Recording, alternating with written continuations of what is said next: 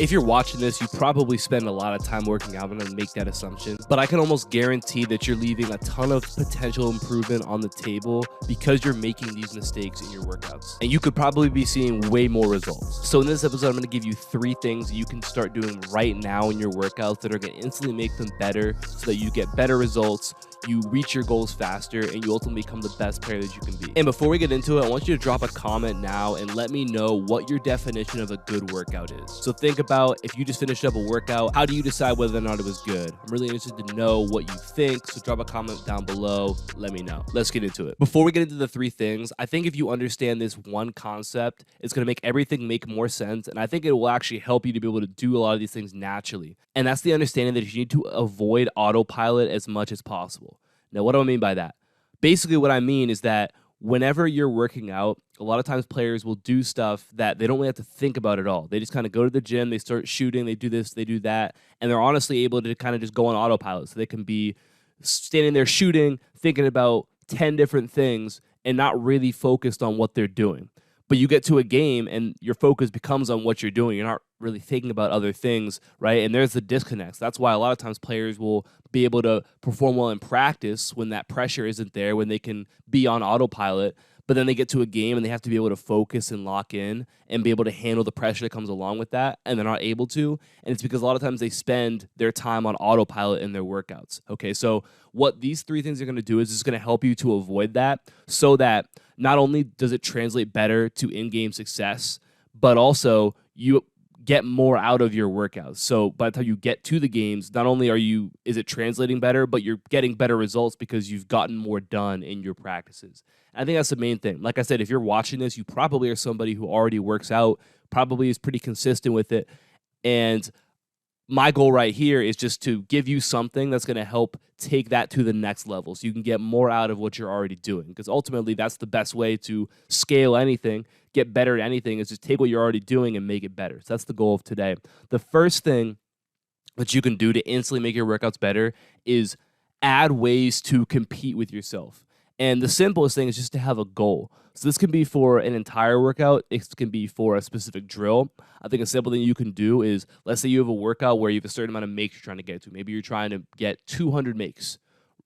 Give yourself a time goal. Like, okay, my goal is to get this done in 30 minutes or 35 minutes or 45 minutes, depending on you personally, how good of a shooter you are, how long it normally takes you to do that. And now you're going to have to be focused on getting things done quickly. And you know, you're not going to be able to be on autopilot because you have that goal, you have that time constraint, that pressure that's on you right there. That's going to force you to be more locked in with everything that you're doing. That's just an example of a way to do that. Another way is just to make everything, track everything, or keep an understanding of certain things that you do. So, for example, one drill that we like to do is we'll go 5 spots around the 3-point line, so both of the baselines, the wings, and the top of the key. And how it starts off is you have to make a certain amount of shots without missing 2 in a row. So normally what we'll do is, depending on who it is, we might go 9, 8, 7, 6, 5. So the first spot, you've got to make 9 shots without missing 2 in a row. Next spot, you got to make 8, and then 7, 6, and then 5. And this puts a lot of pressure on the shooter because you can't miss 2 in a row. If you miss 1, all of a sudden that next shot, there's a lot of pressure on it, especially when you get up to 7, 8, 9, and you really are like, okay, if I miss this shot, I'm back at 0, right? So it adds that level of just pressure, but then also we'll give a certain time goal. So maybe it would be 7 minutes or 6 minutes, right? And now not only are you trying to complete the drill, but you're trying to beat your time. So there's a certain level of competitiveness just within the drill that each player can kind of compete with themselves to beat that time. So adding that into what you're doing, can you give yourself a certain goal? Okay, you know, my goal is for my shooting, I need to make 3 in a row. And I'm going to track how many times I make 3 in a row. Okay, this workout I was able to, you know, in the 5 minutes that I was shooting, I was able to get, 8 sets of 3 in a row. And then in my next workout, I'm going to try and beat that. Okay, my baseline is 8. Every workout, I got to try and beat that.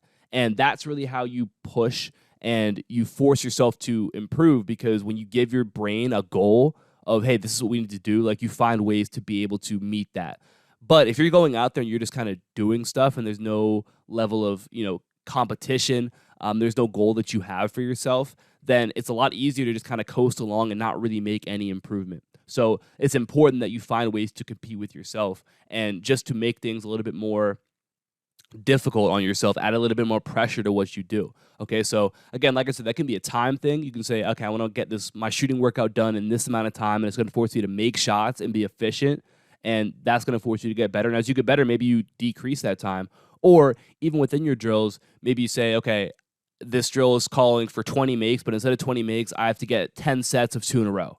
And now you're competing with yourself again, challenging yourself again. So how can you find ways to just make things a little bit more competitive, a little bit tougher? And then can you find a way to push yourself to try and beat that every time that you go and work out? That's the first step. The first thing you can do, the first thing you add to your workouts right now that's going to make your workouts so much more effective and allow you to see better in-game results because of it. The second thing, and I think this is something that isn't talked about enough, but is really important, is that you need to visualize and use your imagination when you work out. So especially, this is specifically for players working out by themselves, but another reason players go on autopilot is just because there's nobody out there to defend or pass on the ball. There's obviously no coaches, there's no referees, there's nobody in the stands. It's just them. So it's very easy to just kind of be out there aimlessly, not really doing anything. I think utilizing your imagination, your visualization is such a powerful way to be able to get more out of your workouts. And it's because your brain doesn't differentiate the feelings between what's real and what's imagined. It's why visualization is so powerful. Any of you guys who are in Elite Ball Handling 2.0, we have the mental toughness mini course where we just talk about mental training mini course, where we just talk about visualization as one of the modules in there and how powerful that is. And so you guys who are part of that have heard me kind of go in depth on visualization, but essentially your brain can visualize something and you get that same response as if it were the real life situation. And that's why visualization, when it comes to preparing yourself for games or becoming more confident in different situations, is so important and so impactful. It's the same thing when it comes to your workouts. So being in a drill, and let's say you're working on your finishing, imagine that you have a defender who's on your hip, like literally putting that into like your reality, that there is somebody there. Or you're working on some sort of ball handling drill or some sort of dribble move, and you imagine that there's somebody there trying to take the ball from you, someone that's there trying to guard you. You're going through your shooting drills and you're visualizing somebody closing out and contesting your shot. Adding just that level of imagination and visualization, I think, is important for 2 reasons. Number one, because it adds a level of just fun to what you're doing, and that allows you to be off autopilot and be much more engaged with what you're doing, right? I think engagement is such a high thing, and you want to be as engaged as possible inside of your workouts if you want to get the best results from it. And one of the best ways to do that is just by using your imagination, visualizing what's going on. That's going to force you to be present, be in the moment, and get way more out of what you're doing. And then the second thing is, like I said, your brain doesn't know the difference between that. So you're almost able to put defenders and put yourself in different situations on the court, even when you're by yourself, if you commit to visualizing, using your imagination. So just in your mind, come up with instances, think about your workouts and times when you can add in that, imaginary defender or a help defender sliding across. How can you use visualization and your imagination to, get more out of your workouts and really get yourself to be as engaged as possible? Something that we do inside of pretty much all of my programs. And actually, if you guys go to the top link in my description, and I redid the whole perimeter, my free elite perimeter score workout. And actually, it's 2 workouts now. It's kind of built into more of like a free program. So if you guys want to check that out, it's below. We have a drill that incorporates this as well. Actually, we have a couple that do. But you can literally give yourself 5 minutes and just imagine that you're in different game situations and get different shots out of it. So that's one of my favorite ways to incorporate visualization, imagination. Okay, I'm working on coming off of this pin down, and we're down 2. I got to make this shot to win it, right? Or next shot, I'm coming down in transition. My teammate drove, kicked it out to me. Boom, there we go. So just taking time and really imagining these different situations is a great way to get more out of the drills that you're currently doing. So it's a second way to get more out of your workouts right now, is to add in visualization and use your imagination within your drills. The third thing that I think is really important, and I think that you can adjust your workouts right now to get more out of them, is you need to flip the way that you judge your workouts, right? So I asked you at the beginning of the episode, how do you determine what a good workout is? Is it how many shots you took or how many shots you made? Is it how long the workout was? I think it was either Chris Oliver or it was Alex Sarama, one of the guys who's involved with Basketball Immersion. Shout out to both of them. But it was one of them who said it, and they said that they based their workouts and how good they were based on how many decisions were made, right? And I think that's really good way to look at it. Obviously, especially when you're working out with somebody, like how many decision-making situations got to be put in because that's what games are. But when you're by yourself, I think looking at it and judging it based on how many challenges did I face in this workout is a great way to judge how good it was. So let's say, again, you did a drill where you forced yourself to make maybe 3 in a row, right? And maybe your goal was to finish, like maybe let's say you went five spots around the perimeter. You would make 3 threes in a row to move to the next spot. And your goal was to get it done in 4 minutes, but maybe it took you 5.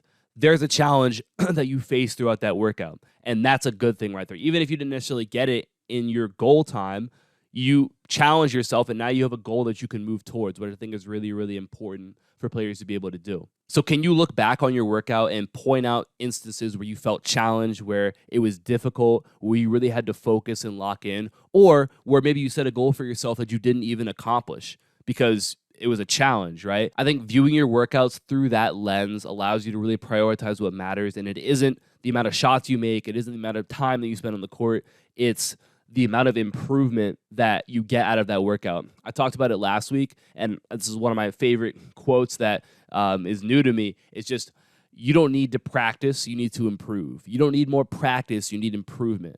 So when I get away from the idea that the amount of shots I take is what matters most, or the amount of time I spend on the court, or the amount of workouts I have in a day is what matters most, and instead what matters most is the level of improvement that I actually see and that I actually force myself to go through, I'm going to get better, and I'm going to get better way faster than a lot of other people, and I'm going to maximize what I'm doing at a much higher level. So again, changing the way that you think from, okay, you know, how many shots did I make? How good do I feel after this workout? And changing that into how much challenge was there? How often did I feel challenged, or how often did I feel frustrated because, you know, I wasn't able to do things as easily as I wanted to, or this drill took me longer than I wanted it to. When you start to push yourself and flip the script, and that's how you judge your workouts, and you chase after that, you're going to get way better. And that's another way you can instantly adjust your workouts so that you get way more out of it right now. And if you guys want workouts to do that already kind of have this in mind, click that top link below, like I mentioned before, and get my free workout, which again is more like a program now. So you'll go through that for a couple of weeks and you're going to see a lot of improvement, but it really was built with this in mind. So make sure you guys go check that out below. Drop a like, subscribe if you're new. I'll talk to you guys soon. Peace.